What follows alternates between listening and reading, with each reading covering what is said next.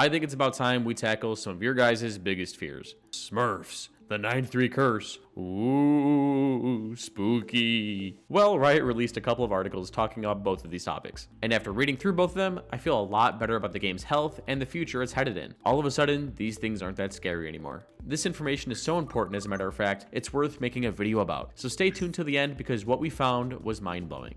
And just know that we at SkillCapped don't believe in the 9-3 curse. What we do believe in is that you're in control of your own games. Now, we get it. You're stuck in elo hell and you feel like no matter what you do, you just can't get out. But good news for you, we're the light at the end of your tunnel. On our Discord, we recently added an Ask a Pro channel where you can personally reach any of our Radiant level coaches and ask them anything about Valorant. We don't know how much longer this is going to be free for, so take advantage of this now. Or over on our website, we have world-class courses, personal coaching, and endless amounts of VOD reviews that we're confident can get you out of any rank. So stop wasting time in RR and check us out at SkillCapped. We'll be waiting. First, let's talk about the legendary 9-3 curse. But what is it? Well, ever since Valorant's release, players have always feared that if the score was 9-3 at halftime, the team with 3 usually had a higher than normal chance of coming back and winning the game or sending it to overtime. But what does Riot's data say about this myth? Well, to start, Riot got a pretty good sample size to put this curse to the test. With a query of about 25 million matches, it's safe to say they have a pretty good sample size. Riot also says that in their test, they considered a comeback to be either a win after being down or forcing overtime.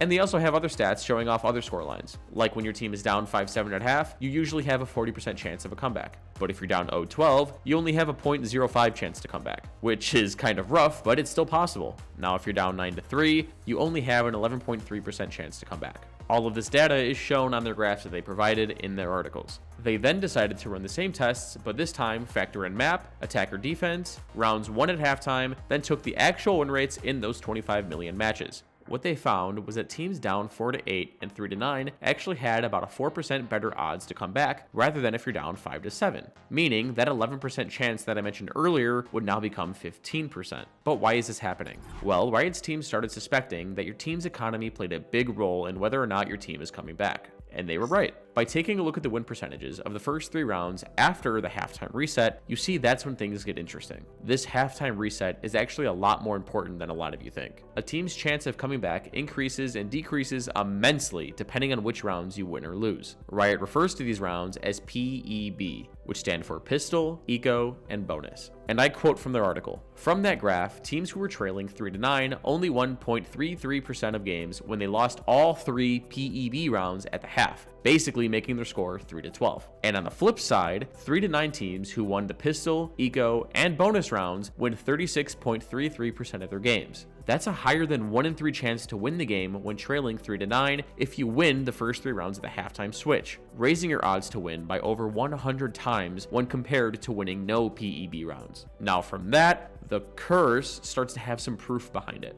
Now from this next graph, you can get a better idea of what your odds look like when winning or losing certain rounds. The difference between winning and losing these rounds is going from having an over 1 in 3 chance of coming back or having less than a 1 in 300 chance. So is there actually a curse? No.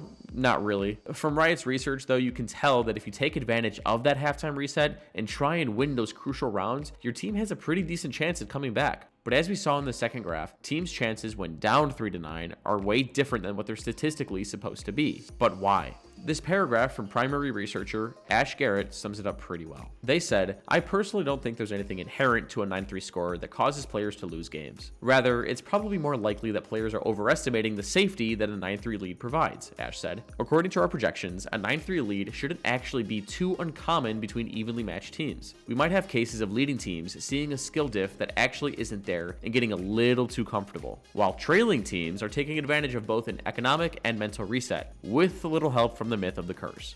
Now, with all that being said, more of you should be thinking about Valorant as a percentage game. Stop thinking about the work it's going to take to come back, but instead think about the percentages. There's always a chance for you to come back, and Riot showed you here, but if you give up, you're just shooting yourself in the foot. Alright, so with the curse out of the way, it's time to tackle the big fear that everyone has in lower elos, and it's smurfing. So what is a smurf, or an alt account? These are accounts created by people who already have an account that they use to play on. But why do people make these things? By understanding these reasons, Riot can address the underlying motivations, meaning we see less smurfs. One reason being perfectly fine. and that's wanting to play with your friends who are of a different rank. The other reasons are the ones that you guys talk about the most, and that's making new accounts to stop on easier competition or to play after being banned on their main account after breaking Riot's rules. In this article, Riot also made it a point to say that some of these smurfing behaviors are against their terms of service. You're gonna want to hear this. What they said was, it's worth noting that some of the malicious motivations behind smurfing are also associated with behaviors that are explicitly against our terms of service and will result in a ban. These behaviors include sharing accounts between multiple users, purchasing accounts, or intentionally taking an account's MMR by losing or forfeiting games. All of these behaviors are being actively tracked, detected, and removed from our game. So if you or someone you know is doing these things, you should stop now. It isn't worth it. And Riot gets it. You guys hate it when you get Smurfs in your game.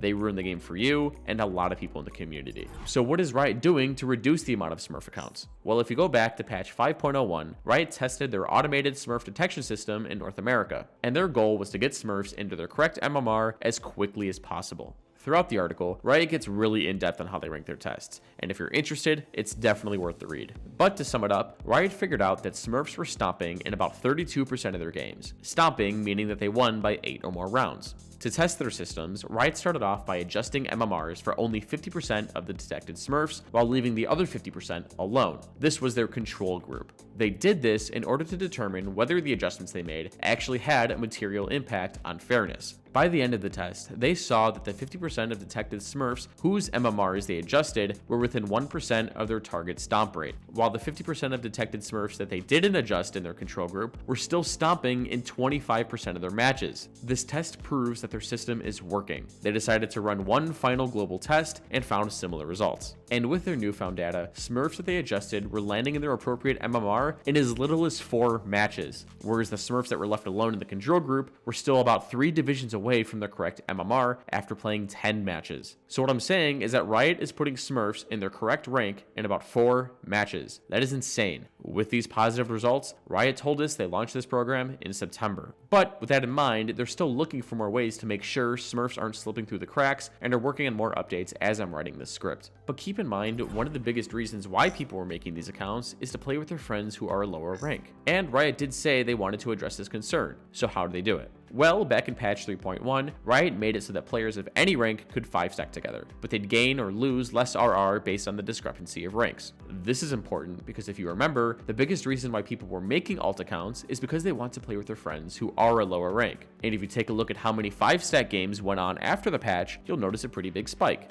But after the patch, nothing really changed and the rate of 5 stacks was pretty stagnant. Now if you look at the composition of those 5 stacks, you'll see that the disparity is pretty high and keeps getting higher as the axe went on. So you can see that instead of making alt accounts, people are opting to play on their mains and just 5 stack. But also from this, people beg the question, doesn't this make matches unfair? If a team has like 4 immortals and 1 gold, won't this create unbalanced teams or something? Well, the data disproves that, and if you look, the opposite is actually happening. According to Riot, the data shows us that match fairness did not meaningfully shift downward as a result of the 5-stack changes. In fact, 5-stack matches became more close after we made these changes. This is because players were playing less on their Smurfs and more on their mains. It was easier for their matchmaking to ensure a fair match. And as of today, over a third of all 5-stack matches end in a 13-10 or closer. 5-stack matches are actually closer in score than any other match in competitive. So after all this, did Riot do a good job at reducing the amount of Smurfs in Valorant? Yes, they did. Here's one final graph showing the amount of Smurf accounts throughout the patches, and overall, I think they've done a pretty good job.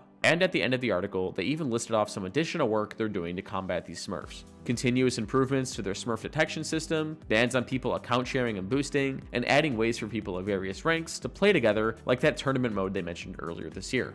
With all of this cold hard data, we should be a lot less worried about Smurfs affecting your games. But anyways, if you guys enjoyed the video, be sure to drop a like and subscribe to the channel down below. It really does help us out. And just remember that it's not impossible to run into a Smurf. They still exist, but we can help you beat them. They're human just like you. With our Radiant commentaries, online courses, and private coaching, we're confident that we can prepare you for anyone that you might face. So what are you waiting for? You have nothing to lose. Head on over to SkillCapped.com and get started in your way to that rank that you deserve. And yeah, that's it. Thanks for listening, guys. I'm Teets, and we here at SkillCapped want to thank you all for watching, and we'll catch you guys in the next one. Take care.